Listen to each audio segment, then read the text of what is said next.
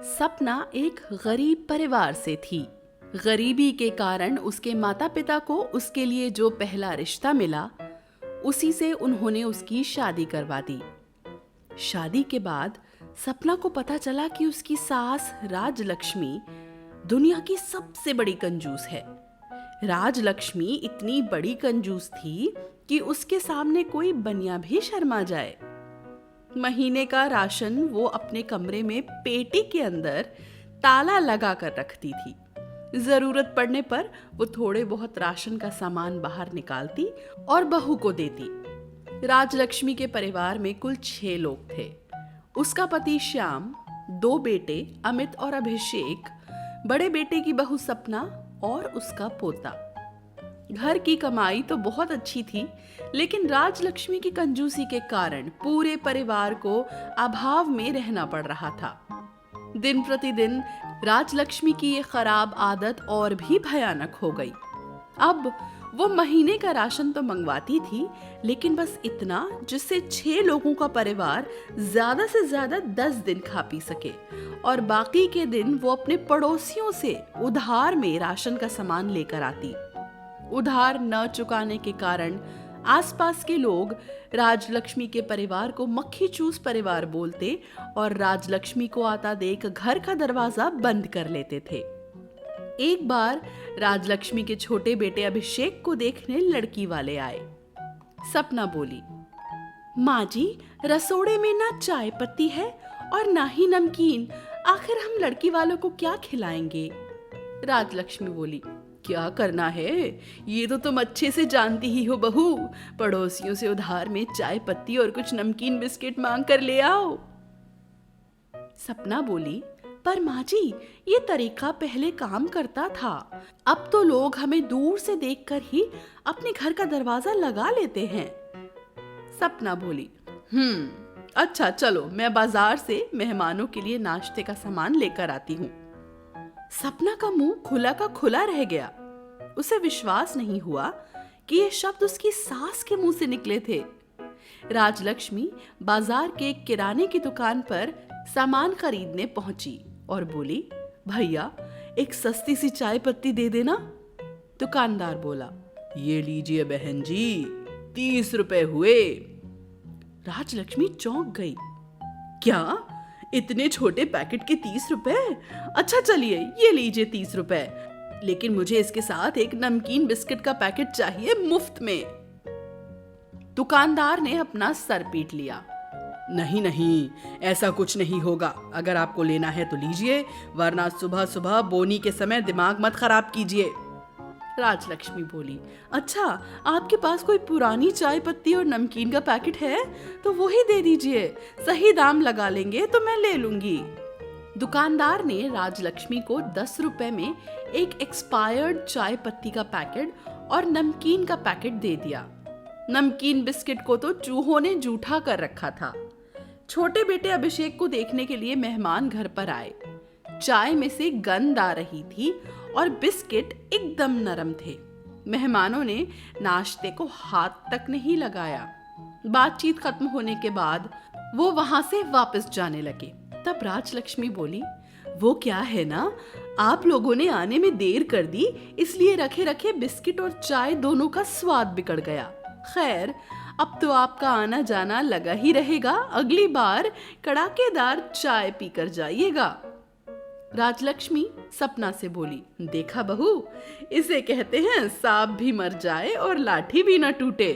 ये तो मैं हूँ जो इतनी समझदारी से घर चला रही हूँ, वरना तुम्हारा हाथ होता तो कब का घर बिकवा कर हमें रोड पर ले आई होती। कुछ दिनों में छोटे बेटे अभिषेक की शादी हो गई। उसकी शादी के बाद भी राजलक्ष्मी की आदत में कोई सुधार नहीं आया। नई बहू अमीर खानदान से थी। राजलक्ष्मी ने उसके सारे जेवर और कपड़े अपनी अलमारी में रख लिए और नई बहू को सिर्फ 2 जोड़ी कपड़े दे दिए। उसका नाम अंजलि था। अंजलि ने देखा कि घर में जरूरत की कोई भी चीज नहीं थी।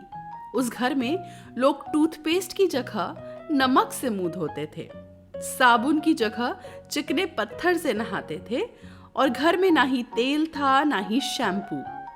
राजलक्ष्मी अपनी बहुओं को सप्ताह में 2 बार ही नहाने देती थी ताकि पानी और सर्फ की बचत हो पाए। एक दिन किसी परिचित के घर खाने का न्योता मिला तो राजलक्ष्मी ने भरपेट खाना खाने के बाद ढेर सारा खाना एक बैग में डाल लिया जिसे वो घर ले जा सके।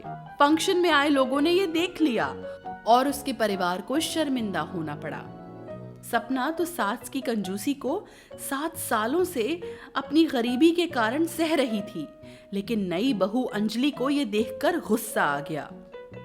कुछ दिनों तक सस्ते दामों में खरीदे हुए खराब बासी सब्जी खाकर राजलक्ष्मी का पूरा परिवार बीमार पड़ गया। अड़ोस पड़ोस की औरतें भी ये सुनकर बहुओं से कहने लगी, हे राम, तुम दोनों की किस्मत ही खराब है जो ऐसे घर में ब्याह कर आई हो। इस तरह का जुर्म सहना भी एक जुर्म ही है बहुओं। तुम में से किसी को आज न कल तो आवाज उठानी ही होगी, नहीं तो तुम में से खराब खाना खा खा कर कोई न कोई जरूर मर जाएगा। ये सुनकर अंजलि को बहुत तेज गुस्सा आया और उसने अपनी सास को अकल सिखाने की ठान ली। शाम को जब उसका पति घर आया तो वो बोली, सुनो जी, अब मुझसे बर्दाश्त नहीं होता। मेरे माँ बाप के नौकर भी हमसे बेहतर जिंदगी जीते हैं। अगर तुम आज रात को अपनी माँ से बात नहीं करोगे तो कल मैं अपने मायके वापस जा रही हूँ। ये सब सुनने के बाद भी ना तो अभिषेक की हिम्मत हुई अपनी माँ से बात करने की और ना ही उसका बड़ा भाई अमित अपनी माँ को कुछ बोल पाया।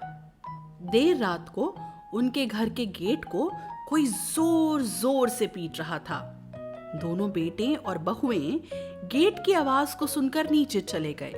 किस्मत से राजलक्ष्मी उठकर गेट खोलने गई।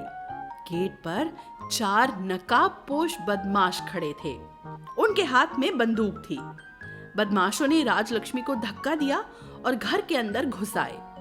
बदमाशों ने बंदूक निकाली और राजलक्ष्मी से बोला, घर में जितने पैसे हैं वो सारे पैसे जल्दी से इस बैग में डालो, वरना तुम सबको गोली मार दूंगा।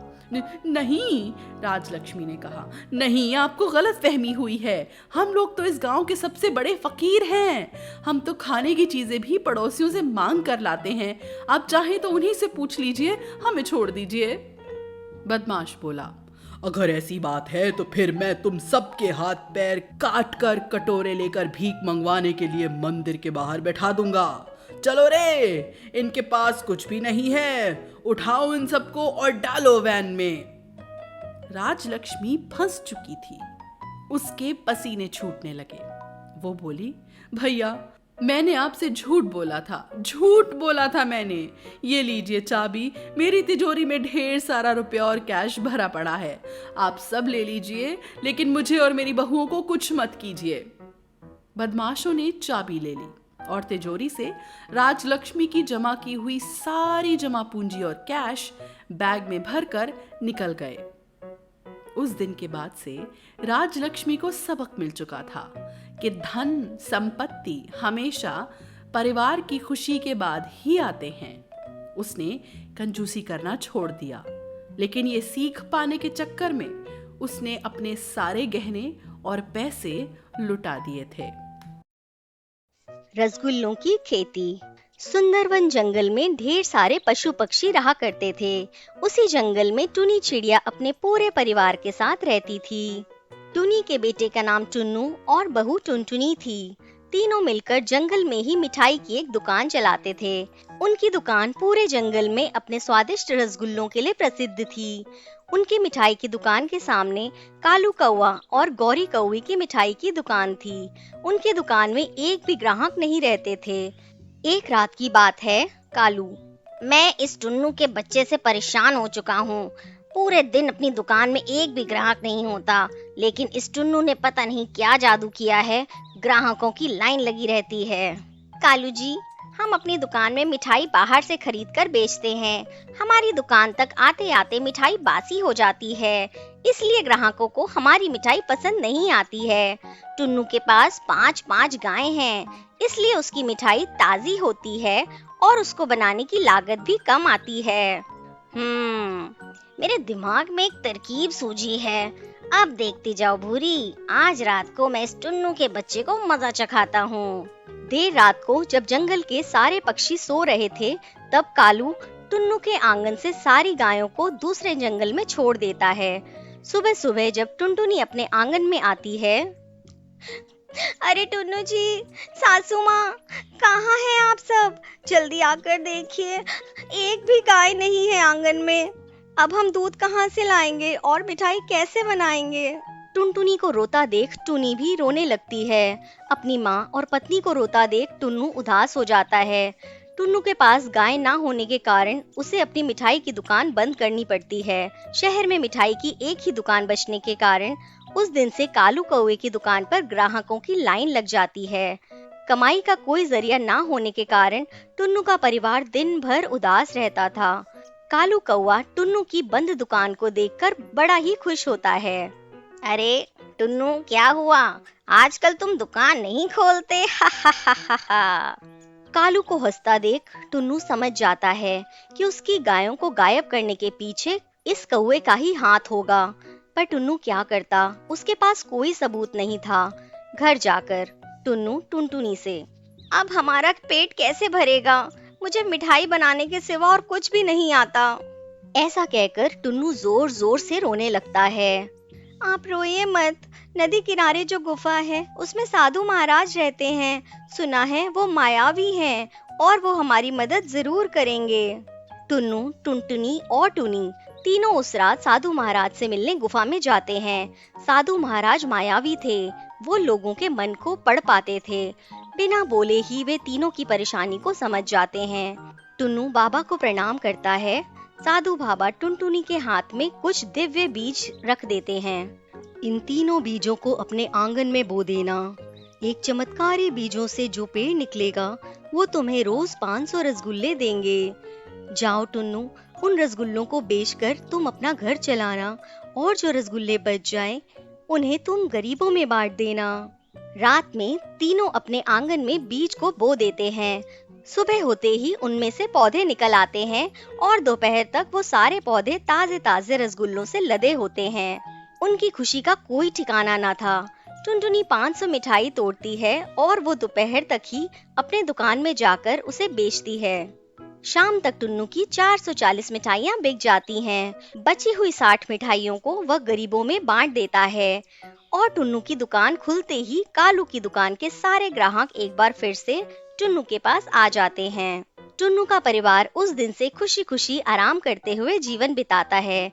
लेकिन कालू को उसके किए की सजा भी मिल जाती है। उसकी दुकान तो वैसे भी नहीं चल रही थी, ऊपर से एक दिन शाम को तेज बारिश में उसकी दुकान बारिश की बाहों में बह जाती है।